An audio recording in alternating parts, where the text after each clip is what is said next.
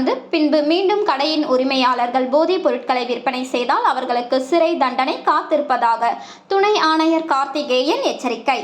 தாம்பரம் அடுத்த சேலையூர் காவல் நிலையத்தில் காட்சிப்படுத்தப்பட்ட போதைப் பொருட்களை ஆய்வு செய்து பின்பு செய்தியாளர்களிடம் பேட்டியளித்தார்.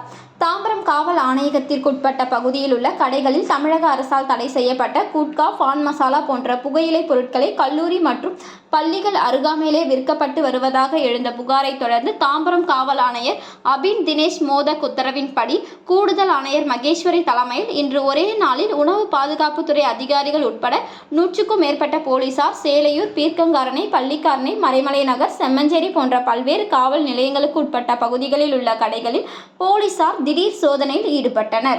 அப்போது 40 கடைகளில் தமிழக அரசால் தடை செய்யப்பட்ட சுமார் 240 கிலோ எடை கொண்ட குட்கா, பான் மசாலா மற்றும் வட மாநிலங்கள் அதிகமாக பயன்படுத்தப்படும் மாவா போன்ற போதைப் பொருட்களை போலீசார் பறிமுதல் செய்து 40 கடைகளின் உரிமையாளர்களை கைது செய்து நீதிமன்றத்தில் ஆஜர்படுத்தி சிறையில் அடைத்தனர்.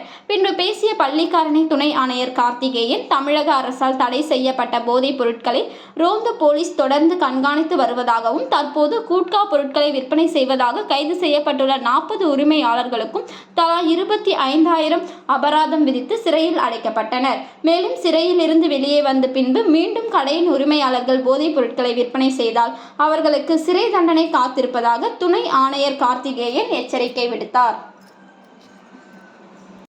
அவர்களின் உத்தரவுக்கு இணங்க இன்னைக்கு தாம்பரம் கமிஷனரேட்டுக்கு உட்பட்ட 2 மாவட்டங்கள், தாம்பரம் மற்றும் பள்ளிக்கரணை ஆகிய 2 மாவட்டங்களில் எனக்கு ஒரு சர்ப்ரைஸ் ரைடு காலையில் கண்டக்ட் பண்ணோம். Joint ride actually police along with food safety officers 2 பேரும் சேர்ந்து பண்ணக்கூடிய ஜாயிண்ட் ரைடு. இந்த ஜாயிண்ட் ரைடு கொஞ்சம் சக்ஸஸ்ஃபுல்லான ரைடாகவும் இன்றைக்கி அமைஞ்சிருக்கு. கிட்டத்தட்ட இன்றைக்கி ரைட் பண்ண ஷாப்ஸ் மட்டும் பார்த்தோம்னா தோராயமாக ஒரு இன்னைக்கு சீஸ் பண்ண ஷீஷர் மட்டும் கிட்டத்தட்ட ஒரு 240 கிலோ நம்ம குட்கா ஐட்டம்ஸ், மற்ற ஹேண்ட்ஸு, கூலிப்ஸ் இந்த மாதிரி பேக்கெட்ஸ் பயன்பாட்டு இருக்கக்கூடிய பேக்கெட்ஸ் தான் இன்றைக்கி சீஸ் பண்ணியிருக்கோம். ஸோ இன்றைக்கி மாஸ் ரைடில் கிட்டத்தட்ட போலீஸ்மேன் மட்டுமே ஒரு 120 பேர் மேலே இன்றைக்கி டிப்ளாய் பண்ணப்பட்டிருக்கு along with food safety officer. இப்போ இந்த ஆகஸ்ட் 2ஆம் தேதியிலேருந்து 11ஆம் தேதி வரைக்கும் இந்த ஒரு ட்ரக் அவேர்னஸ் ரைடும் நாங்கள் பண்ணிட்டு இருக்கோம். ட்ரக் அவேர்னஸ் ப்ரோக்ராம்ஸ் நிறைய கொடுத்துட்டு இருக்கோம். அது ஒரு பார்ட் ஆஃப் த ப்ரோக்ராமும் இது பண்ணிட்டு இருக்கோம். ஸோ அதனால் ஹெவி சீஷர் இப்போ எல்லாத்துக்கும் ஒரு அவேர்னஸ் ஜென்ரேட் பண்ணியிருக்கோம் இந்த ப்ரோக்ராம் மூலமாக, சர்ப்ரைஸ் ரைடு மூலமாக. முக்கியமாக இந்த கல்லூரி வளாகங்கள் அது பக்கத்தில் இருந்துச்சுன்னு சொன்னால் சட்ட ரீதியாக கடுமையான நடவடிக்கை எடுக்கும் அப்படின்றதுக்கு இது ஒரு சான்றா அமையும் நான் நினைக்கிறேன்.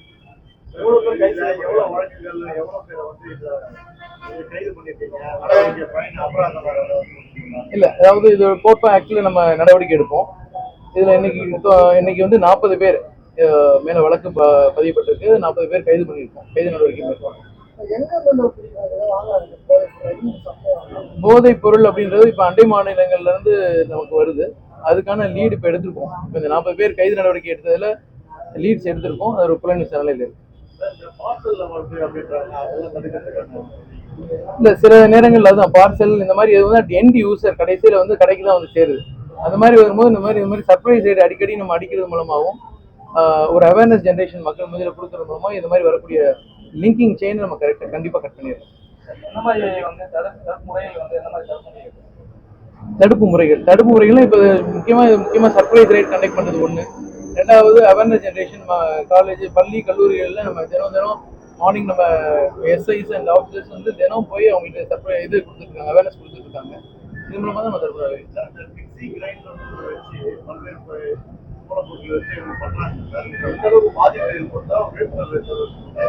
மிக்சி கிரைண்டர் இந்த மாதிரி வந்து நம்ம அடித்தட்டு மக்களும் சரி, அது மாதிரி இந்த 2-3 ஐட்டம் மிக்ஸ் பண்ணி மிக்சி ஜாரில் அரைச்சு அதை சின்ன பேக்கெட்ஸாக போட்டு அதை பயன்படுத்துகிறாங்க. அதுக்கும் இப்போ அந்த ஐட்டம்ஸாக இப்போ கூட சீஸ் பண்ணியிருக்கோம். ஸோ இந்த மாதிரி சீசர் நடவடிக்கையே ஒரு பெரிய அவேர்னஸ் கொடுக்கணும். தொடர்ந்து நடவடிக்கை எடுத்த மூலம் பள்ளி, கல்லூரி அருகாமையிலே இந்த குட்கா, மாவா பொருட்கள் இருக்கிறாங்க. அது எவ்வளோ கடுமையாக நீங்கள் நடவடிக்கை? அதாவது இப்போ இந்த மாதிரி குட்கா, இந்த மாதிரி ஹேண்ட்ஸ், இந்த மாதிரி போதைப் பொருட்கள் விற்கிறது வந்து சட்டப்படி தப்பு. அது சம்மந்தமாக கோட்பா அப்படின்ற ஒரு சட்ட ரீதியான அந்த செக்ஷன்ஸ்க்கு நம்ம ஆக்ஷன் எடுக்கிறோம். இதை தவிர்த்து அதனால ஃபுட் சேஃப்டி ஆஃபீஸரோட நம்ம ஜாயிண்ட் ரைட் பண்ணதோட பர்பஸ் அதுதான். இப்போ நம்ம வந்து வழக்கு பதிவு பண்ணிடுறோம். ஃபுட் சேஃப்டி ஆஃபீஸர் அதை மேற்கொண்டு இன்னும் அதிகபட்சமாக இன்னொரு ஸ்டெப் போய் அந்த கடைக்கு சீல் வச்சிருவாங்க, ஃபைன் பண்ணுறாங்க. திருப்பி அந்த கடைக்காரர் திருப்பி அந்த மாதிரி ஒரு அஃபென்ஸ் திருப்பி ஈடுபடக்கூடாதுன்னு ஒரு நல்ல அடிப்படையில கடைக்கு சீல் வச்சு close பண்ணிடுறோம். அதுல ஃபைன் அமௌண்ட் வந்து 20 ஈடுபட்டாலும் என்ன மாதிரி வந்து அடுத்த ஆக்ஷன் தான் எடுக்கணும்? இல்லை, இந்த ஃபுட் சேஃப்டி ஆஃபீஸர் பண்ற கடைசியிலேயே அவங்களுக்கு வியாபாரம் லாஸ், அது ஒண்ணு. ரெண்டாவது 25,000 ஃபைன் வருது, அவங்களுக்கு ஃபைன் விதிக்கிறாங்க. இது தவிர்த்து நம்ம சட்ட ரீதியாக வழக்கு பதிவு பண்ணி அவரை ரிமாண்டுக்கு அனுப்புறோம், ஜெயிலுக்கு போறாரு. அது திருப்பி நாளைக்கு ட்ரையல் ப்ராசஸ்ல வந்து அவருக்கு தண்டனை காத்திருக்கு. இந்த மாதிரி நிறைய அதிகமா கிடைச்ச பகுதிகள் வந்து எந்தெந்த பகுதி? இந்த மறைமலை நகர் அந்த பகுதியெல்லாம் மறைநிலையர் ஒரு அதிகமா கிடைச்ச இடம் அப்படின்னு நம்ம எதையும் ஸ்பெசிஃபிக்கா மார்க் பண்றதுக்கு இல்லை. செம்மஞ்சேரி கொஞ்சம் கிடைச்சிருக்கு அதிகமா, இன்னும் இந்த பக்கம் வந்து மறைமலை நகர்ல கிடைச்சிருக்கு. டீச்சர் வந்து ஓவராலா இருக்கு, டிஸ்ட்ரிபியூஷன் இருக்கு. நம்ம அதனாலதான் இந்த ஓவரால் ரைடு வந்து கண்டிப்பா நமக்கு ஒரு சரியான பாதையை நம்ம கொடுக்கணும். இதுக்கு புறநகர் பகுதியில் அந்த கூடுவாச்சேரி மறுநாள் இடத்துல எப்படி சார் இதெல்லாம் ரொம்ப கிடைக்கல, அங்க நிறைய கிடைக்குது, அங்க இருக்கிற போலீஸ் இல்ல அப்படி இல்லை. அதாவது புறநகர் பகுதி மைக்ரண்ட் லேபர்ஸ் நிறைய பேர் தங்கியிருக்கிற இடத்துலலாம் இதனுடைய புழக்கங்கள் நிறைய இருக்கும். இப்போ கன்ஸ்ட்ரக்ஷன் இண்டஸ்ட்ரி நிறைய இருக்கு, ஓஎம்ஆர் ரோட்ல நிறைய கன்ஸ்ட்ரக்ஷன் போகுது. அந்த மாதிரி இடத்துல வெளி மாநிலங்கள்லேருந்து வரக்கூடிய தங்கி இருக்கக்கூடிய கன்ஸ்ட்ரக்ஷன் ஒர்க்கர்ஸ் நிறைய இருக்காங்க. அந்த மாதிரி இடங்கள்ல இந்த புழக்கங்கள் அதிகமாக இருக்கு. ஸோ அதனால அங்கே ஸ்டாக்கும் அதிகமாக கிடைக்குது நமக்கு. அதனால இந்த மாதிரி ஒரு ரைட் கண்டக்ட் பண்ணுறது சரியா இருக்கும். ஸ்பெசிஃபிக்கா அப்படின்னு நம்ம எந்த மாநிலத்தையும் நம்ம சொல்ல முடியாது. நிறைய அண்டை மாநிலங்கள்ல இருந்து நம்ம தமிழ்நாட்டுக்கு வருது. இப்போ நம்ம லீட்ஸ் இருக்கிறதுல நம்ம கண்டிப்பா ஏதாவது லீட்ஸ் கிடைக்கும்.